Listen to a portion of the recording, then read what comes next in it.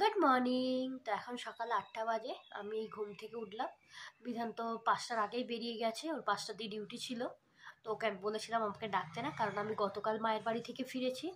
প্রায় 6-7 দিন মায়ের বাড়ি কাটালাম। তো এখানে এত ঠান্ডা, আমার এমনিই ঠান্ডা লেগেছিল, কালকে এসে আরোই ঠান্ডা লেগে গেছে।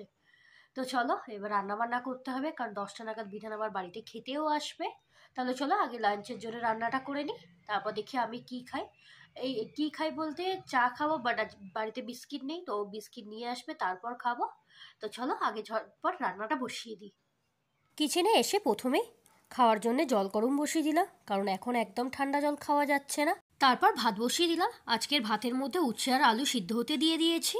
এর সাথে করছি বিট ভাজা। বিটের খোলা ছাড়িয়ে আমি বিটটাকে গ্রেট করে নিচ্ছি। আর করব মাছের ঝোল। তো আমি এখানে 2 পিস কাতলা মাছ নুন হলুদ মাখিয়ে রেখেছি।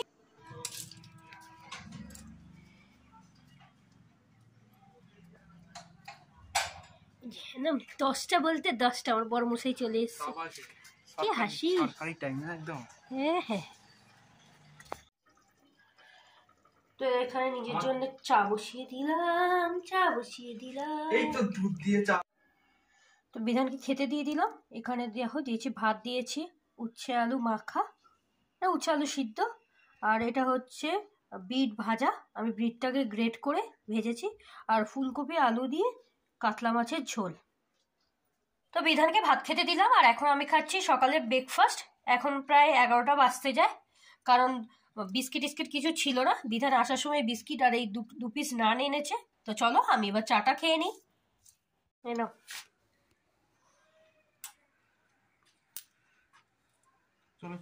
লেবু খাও আর বাড়ি যাও। না বাড়ি যাও না, আবার কাজে যাও।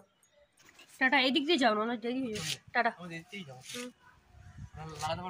হুম। এই কিছুদিন আগে জায়গাটা পরিষ্কার করলাম, দেখো আবার ভরে গেছে। কারণ বাইরে যে আমার বড় ট্যাঙ্কটা ছিল সেটাকেও সেল করে দিয়েছি। তো এগুলোকেও গোছাতে হবে। আজকে আর গোছালাম না কিছু, পরে একদিন গোছাবো। বিধান তো বেরিয়ে গেল খেয়ে দে। তো চলো এবার আমি এই কিচেনটা গুছিয়ে নিই, তারপর আমিও খাওয়া দাওয়া করবো।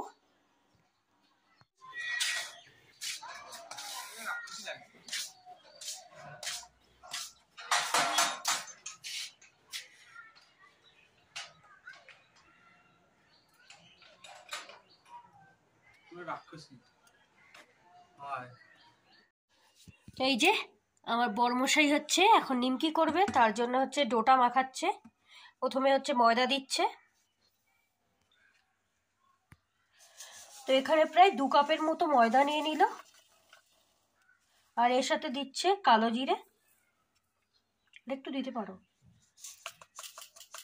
কালো জিরেটা ভালো লাগে মুখে পড়লে। তো এখানে প্রায় 1/2 চামচের মতো কালো জিরে দিল। পরিমাণ মতো নুন, এর সাথে পরিমাণ মতো নুন দিয়ে দিল। ময়নের জন্য দেবে সাদা তেল। সাদা তেলও প্রায় 2 থেকে 2.5 চামচ দিয়ে দেবে।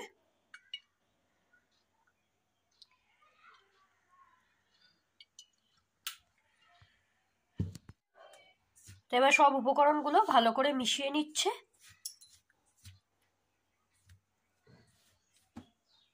ধরো বাটিটা।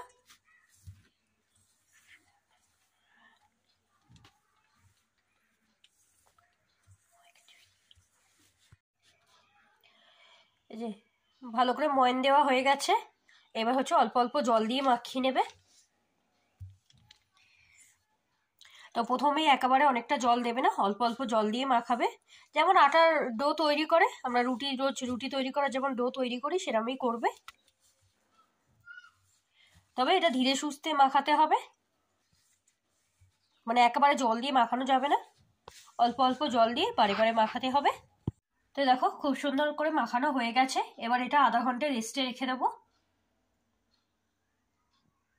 এই যে এখানে নিমকি ভাজা হচ্ছে, আর এই যে আমাদের হচ্ছে আজকের শেফ।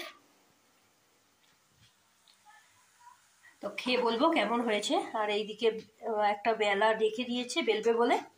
তাহলে চলো এক এক করে নিমকিগুলো ভেজে নিক, তারপর তোমাদের সবাইকে দেখাচ্ছি। তো এই দেখো আমার বরমশাই নিমকিগুলো ভেজেছে, খেতে তো ফাটাফাটি হয়েছে।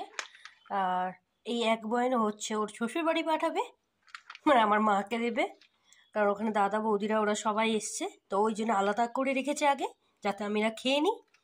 তো এটা হচ্ছে আমার, এটা আরেকটু ছিল, আমরা দুজন খেয়েছি। তো চলো আজকের ভিডিওটা এতটাই। রাতে তো আর রান্না বান্না নেই, দুপুরের জন্য যে রান্না করেছি সেই খাবার দাবারই আছে। তাহলে চলো আজকের ভিডিওটা এতটাই, দেখা হচ্ছে পরে, টাটা।